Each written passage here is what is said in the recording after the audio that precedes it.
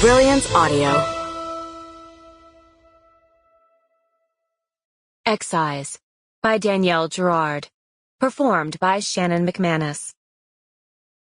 1. The victim was a white male, late 30s. That was all she knew so far. It was enough. Dr. Annabelle Schwartzman arrived at the crime scene and parked in the farthest corner of the lot. Hal would be waiting. He'd called her almost an hour earlier to give her the address of the crime scene and the basic vitals. She preferred to draw her own conclusions, so he'd avoided any insight that might prevent her from processing the scene on her own. Nausea and lethargy from chemo meant it had taken her longer than normal to get to the scene. She opened the driver's side door even before she had turned the engine off. The car air felt stagnant and too warm. Her fingers found the release on her seatbelt, and she slid off the driver's seat. She hadn't gotten used to the new car. It was higher off the ground than her last one. What the ads called a small SUV, as if there were such a thing. She'd gotten it so she could see around all the other massive cars, and because the hatchback offered a spacious rear to carry her equipment and easily load and unload her kit. But it felt massive. She stopped at the edge of the asphalt. Somewhere nearby was a construction project, echoing with the ramming of pillars and the clang of metal on metal.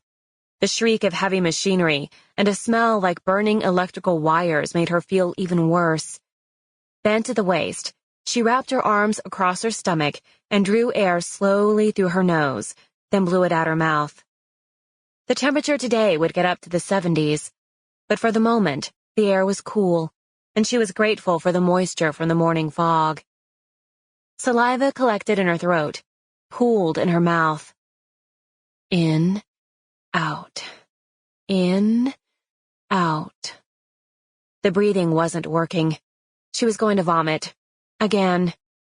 It would be the 4th time in 2 hours. She was angry and frustrated.